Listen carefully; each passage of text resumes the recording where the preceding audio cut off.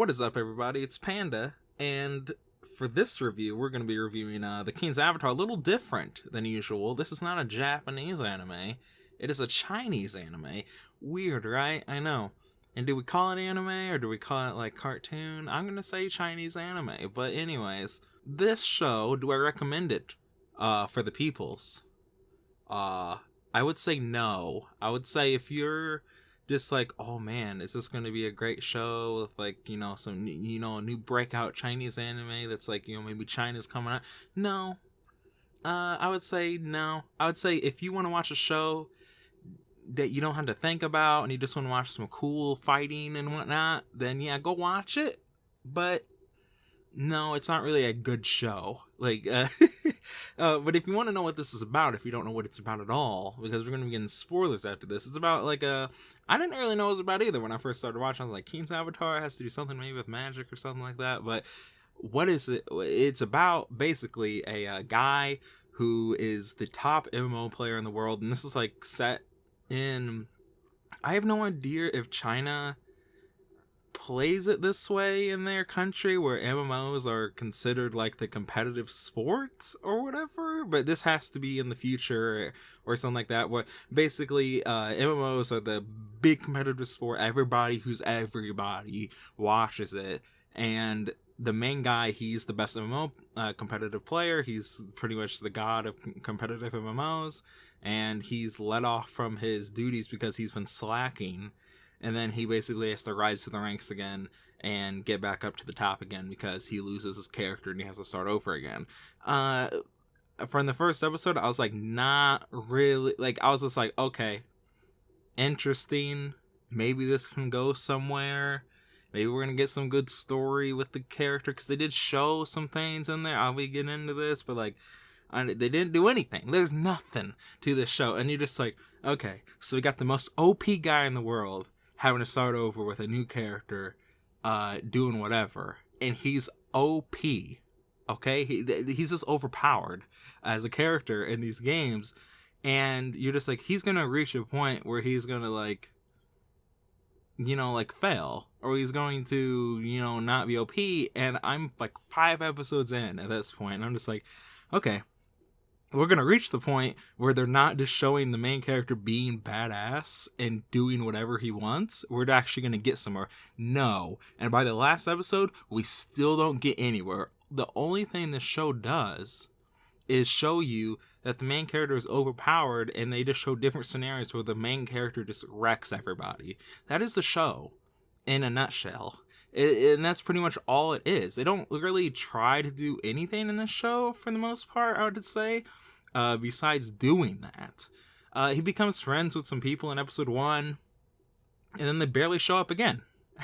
You're just like, okay, that's weird that they have a little bit of focus in episode 1, they barely show up again, and then they show these other guilds within the MMO, kind of like showing these different powers that are in this server and, like, the different characters, and you have no idea who they really are. You don't really get to know any of these characters as characters. They're really pretty much just like quirks that they have that you realize, and you're just like, okay, or they're just like nobodies and they're very straightforward, because mostly when you're looking at these guilds, they're all pretty straightforward people. They don't really have any personalities at all, and you're just like, what am I watching? Like, I don't know anybody. And they introduce so many characters throughout the show. There's, like, no depth to any of them.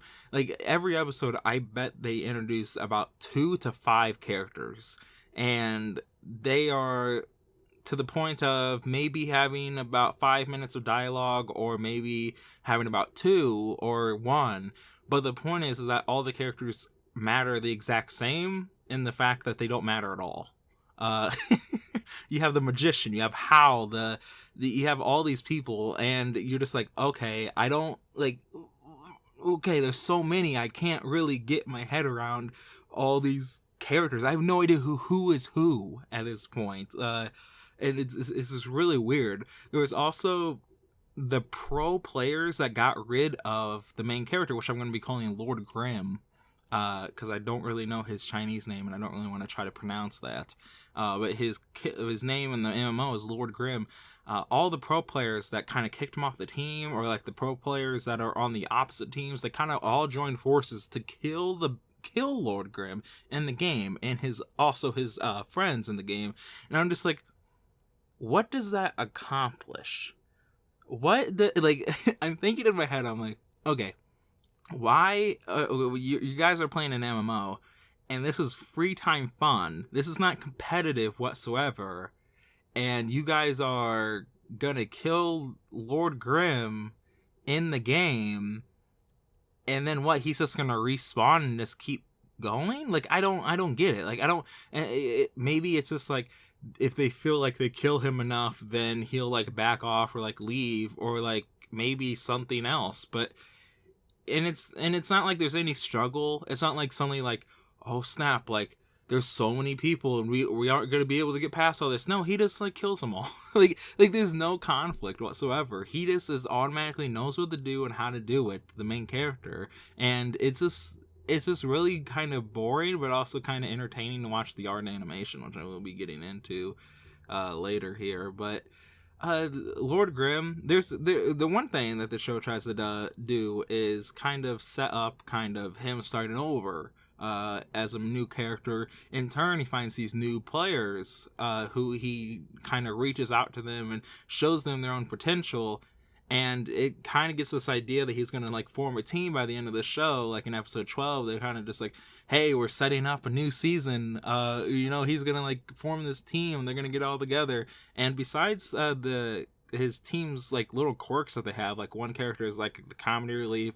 The other character wants to be like the girl version of him, basically. He has this friend who is also a girl who, is like whatever. You also have this other guy who's kind of like the loudmouth, always wanting to play with him. Like it's just these little quirks, and like there's nothing else to do with these characters. There's no backstories. There's nothing to do with any of these characters. And the same with Lord Grimm. There's nothing about him that you're just like, wow, I totally know this character, understand this character. All he is just like, I'm just the shonen protagonist who's just gonna wreck everybody. And that's pretty much it. And you're just like, oh.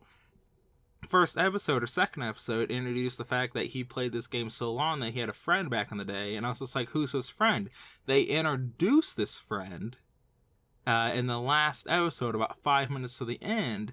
And they show this like kind of long-term rivalry he's had with his friend. And again, it's setting up a season 2.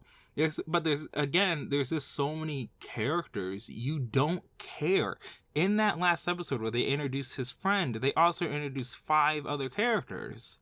And you're just like, I don't know who's important, who's not at this point. Is the rival going to be important? Are you trying to set up that he is a rival? Also, there's this weird thing where nobody knows what Lord Grimm looks like in real life, but then they show him at a tournament. In real life, he's at the tournament, and you're just like, okay, well, if MMO competitive play is as big as you say it is, then he would have pictures taken of him there, and people would know who he is, because he plays the same character. Like throughout his career, being that big shot. So that was a little weird. That was a little like continuity thing, and I was just like, that doesn't make any sense whatsoever.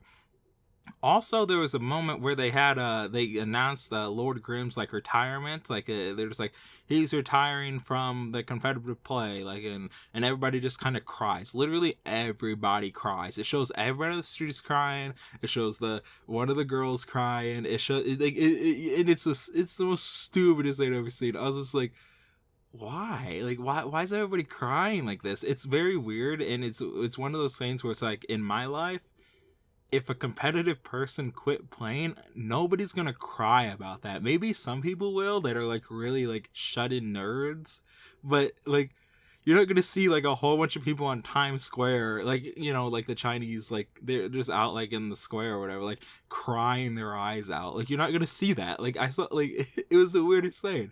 A little bit on animation. I would have to say the art and animation were really good in this show. Surprisingly, I mean, not surprisingly, that's kind of like why I watched the show in the first place. But it was actually really good. In the beginning parts, in the first half, they used a lot of CG, which did blend well in some areas. Sometimes they didn't, but they did use a lot of CG for the big kind of parts of the show, and I was just like, okay, that's fine and dandy. But towards the later half of the show, like the second half, they kind of dropped the CG like altogether, pretty much, and they started using like hand-drawn art, like and stuff like that. And I felt like that was way better than what they were doing with the CG. So it did get better as it went on, and it's honestly really cool to look at when you're watching the show. You're just like, yeah, that's cool to watch. Yeah, that's cool to watch. And I honestly binged this show pretty much in like 1 or 2 days, and like it's one of the shows that you can just binge. It's not really that good, but it's fun to watch. You're just like, okay, yeah, that's a little fun to watch. There's no story here, but like it's cool to see I guess like a like an art and animation like cumgasm. Like I don't like I don't know. But yeah, it was good. It was good. Honestly, I would give the show a 3 out of 10.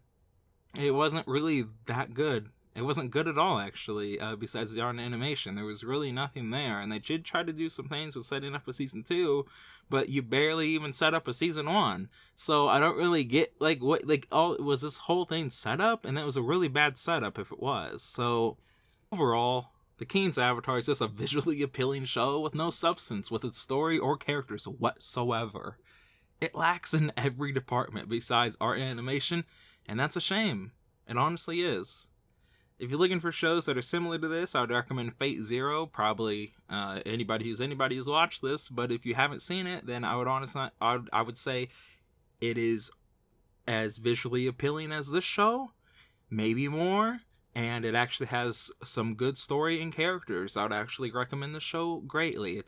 If you want to watch a show that's like this, but actually has good story and characters, go watch that.